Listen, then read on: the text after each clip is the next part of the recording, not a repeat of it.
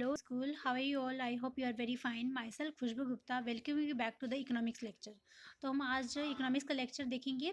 ठीक है, अभी तक हम पढ़ चुके हैं। हम पढ़ रहे हैं chapter 3A means demand analysis के बारे में हम पढ़ रहे हैं। डिमांड एनालिसिस का चैप्टर हम पढ़ रहे हैं जिसमें हम देखेंगे, हमने डिमांड देखा, डिमांड का मतलब, डिमांड की फीचर्स, है ना, पढ़ चुके हैं हम। और इंडिविजुअल टाइप्स पढ़े थे हमने। दो टाइप होते हैं डिमांड के, एक होता है इंडिविजुअल डिमांड, एक होता है मार्केट डिमांड। इंडिविजुअल डिमांड देखा हमने, है ना। तो अभी हम आज आगे देखते हैं, मार्केट डिमांड से शुरू करते हैं। मार्केट डिमांड शेड्यूल क्या होता है, मार्केट डिमांड कर्व क्या होता है, ये सारी बातें हम पता करते हैं। लेकिन चैनल लेक्चर को स्टार्ट करने के पहले चैनल को सब्सक्राइब कीजिए ताकि मेरे अपडेटेड लेक्चर्स की नोटिफिकेशन आप तक पहुंचते रहे। ओके, तो स्टार्ट करते हैं market demand schedule. Market demand schedule से पढ़ते हैं। हमने पिछले लेक्चर में इंडिविजुअल डिमांड के बारे में पढ़ा था, उसमें इंडिविजुअल शेड्यूल पढ़ा था और कर्व पढ़ा था। अभी हम देखेंगे market demand schedule.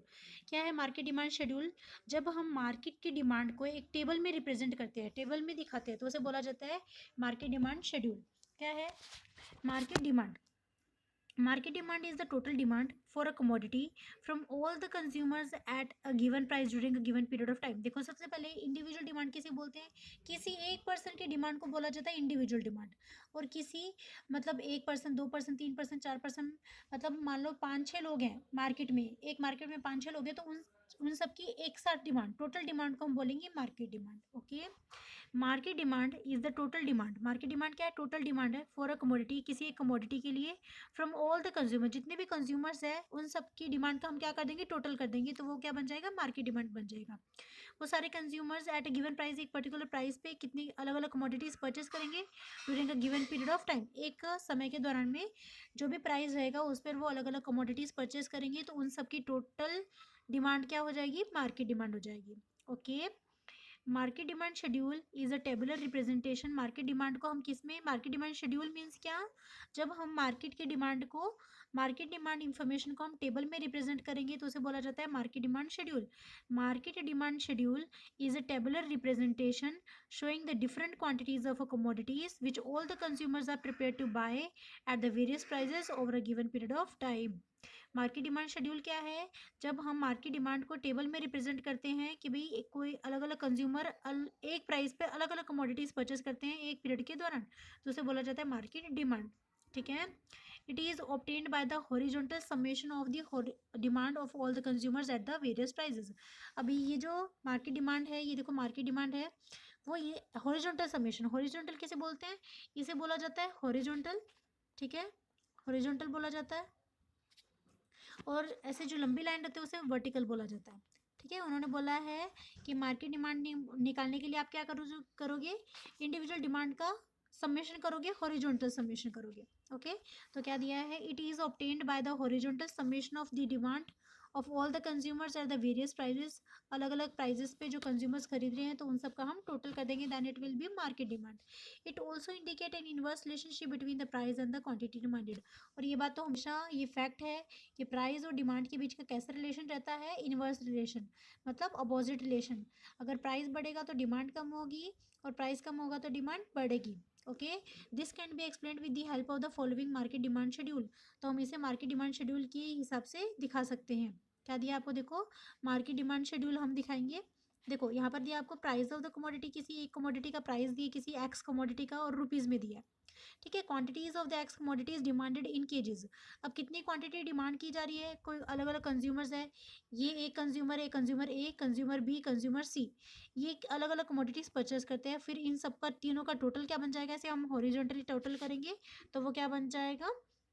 Market demand बन जाएगी। ओके, मार्केट डिमांड बन जाएगी ए प्लस बी प्लस सी, इन तीनों की डिमांड का total will be market demand. Okay, अब देखो, किसी एक कमोडिटी का प्राइस कितना था? 10 रुपीज़ के जी था।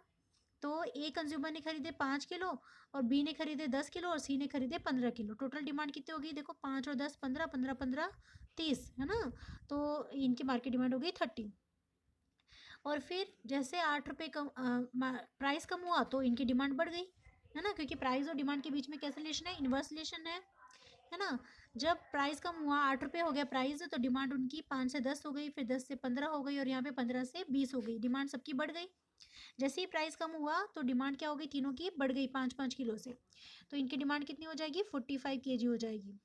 फिर जब प्राइस 6 रुपये जब प्राइस 6 रुपये हुआ तो यहाँ पर डिमांड वापस से और 5-5 किलो बढ़ गई तीनों की, है ना। तो टोटल डिमांड कितनी हो जाएगी, 60 kg हो जाएगी। जब 4 रुपीज़ किलो प्राइस हुआ, प्राइस और कम हो गया, 6 रुपये से 4 रुपये हो गया 1 किलो के हिसाब से, तो डिमांड और 5-5 किलो क्या हो गई, बढ़ गई। तो टोटल डिमांड कितनी होगी, 75 kg हो गई। और प्राइस जब और कम हुआ, 2 रुपीज़ kg हो गया, तो डिमांड और बढ़ गई 5-5 किलो से, तीनों की डिमांड और 5-5 किलो से बढ़ गई। मतलब टोटल डिमांड कितनी बढ़ गई, 15 किलो बढ़ गई, 75 to 90 हो गई। मतलब हम ये देख सकते हैं कि जब जब प्राइस कम हो रहा है तब तब डिमांड क्या हो रही है, हर एक कंज्यूमर की बढ़ रही है, और इस वजह से मार्केट डिमांड भी बढ़ रही है ना। तो क्या देख रहे हो, टेबल 3.2 में क्या बताया आपको, show the different quantities of the commodity x. Different quantities of the commodity हमने एक्स दिखाई, अलग अलग shows different quantities of the commodity x purchase by the different consumer. देखो, एक ही प्राइस पे ए ने 5 किलो खरीदे, बी ने 10 और तीसरी ने 15, अलग अलग क्वांटिटी वो परचेज कर रहे हैं एक ही प्राइस पर, है ना। It can be observe that, तो आप ये टेबल से क्या ऑब्जर्व कर सकते हो, less quantity of the commodity is demanded at a rising prices. कम क्वांटिटी आप खरीद रहे हो जब प्राइस ज़्यादा है, राइजिंग प्राइजेस, है ना। Less quantity is demanded at the rising prices and more quantity of the commodity is demanded at the falling price. और ज़्यादा क्वांटिटी की डिमांड कर रहे हो आप कम प्राइस पे, है ना। दस there is inverse relationship between the price and the quantity demanded. इसका मतलब क्या है कि हमारे प्राइस और डिमांड के बीच में कैसा रिलेशन है, इनवर्स रिलेशन है। इस लेक्चर के पहले मैं इंडिविजुअल डिमांड के बारे में बता चुकी हूँ। अगर किसी ने लेक्चर नहीं देखे पिछले लेक्चर तो आप देख लीजिए, ओके। अभी ये तो था हमारा मार्केट डिमांड शेड्यूल। जब हम मार्केट डिमांड को एक टेबल में रिप्रेजेंट करते हैं तो उसे बोला जाता है मार्केट डिमांड शेड्यूल। अभी हम देखेंगे market demand curve. Market demand curve क्या होता है वो अभी हम देखेंगे। यहीं पे देखते हैं हम मार्केट डिमांड क्या दिया आपको, मार्केट डिमांड कर्व। कर्व क्या होता है, जब आप ये टेबल की इंफॉर्मेशन को ग्राफ में रिप्रेजेंट कर दोगे, ग्राफ बना दोगे इसका, तो वो क्या बन जाएगा, कर्व बन जाएगा। मार्केट डिमांड कर्व ग्राफिकली मतलब ग्राफ में हम रिप्रेजेंट करेंगे। The market demand curve is horizontal summation of the individual demand. Market demand क्या है, हॉरिजॉन्टल समेशन है सारी डिमांड का, है ना। Graphically the market demand curve is a horizontal summation of the individual demand curve. It is based on the market demand schedule. अभी हम किसके बेसिस पर ये कर्व बनाने वाले हैं, शेड्यूल के बेसिस पर हम ये कर्व बनाने वाले हैं, ओके। तो क्या दिया है, figure 3.3 represent the market demand curve. यहाँ पर देखो आप, ये हमारा, हम क्वांटिटी डिमांडेड को हमेशा किस पे रिप्रेजेंट करते हैं, एक्स एक्सिस पे। क्वांटिटी डिमांडेड हमेशा एक्स एक्सिस पे रिप्रेजेंट कर रहे हैं, और प्राइस को हम वाई एक्सिस पे रिप्रेजेंट कर रहे हैं, है ना। और उसके बाद quantity demanded in KGs x axis और प्राइस ऑन वाई एक्सिस। अभी क्या देखेंगे, जब जब प्राइस जब प्राइस 10 रुपीज़ था तो मार्केट डिमांड कितनी थी, 30। अभी हम ये जब हम कर्व में दिखाएंगे तो हम ये नहीं दिखाएंगे एक एक पर्सन का नहीं दिखाएंगे, टोटल मार्केट डिमांड दिखाएंगे, टोटल डिमांड दिखाएंगे। जब प्राइस 10 रुपये किलो था तो डिमांड कितनी थी, 30 रुपीज़ kg। जब प्राइस 10 था तो डिमांड कितनी थी, 30 थी। देखो 20 और 40 के बीच में 30, है ना। तो 30 के साथ हम 10 को मैच कर देंगे। फिर जब प्राइस 8 रुपये हुआ तो डिमांड कितनी हो गई, 45 हो गई, है ना। 45 किधर आएगा, 40 और 60 के बीच में आएगा, 45 हो गई।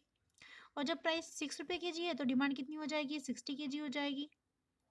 जब प्राइस 4 रुपये हुआ और कम हुआ प्राइस तो डिमांड और बढ़ गई, 80 रुपीज़ kg हो गया, सॉरी 75 हो गया। और प्राइस जब 2 रुपये हुआ और प्राइस कम हो गया तो डिमांड और बढ़ गई, 90 kg हो गई। तो इसका मतलब क्या है, डी जो डिमांड कर्व है वो क्या है, डाउनवर्ड स्लोपिंग है, नीचे की तरफ डाउनवर्ड मूव कर रहा है ना। D is a demand curve, market demand curve, okay.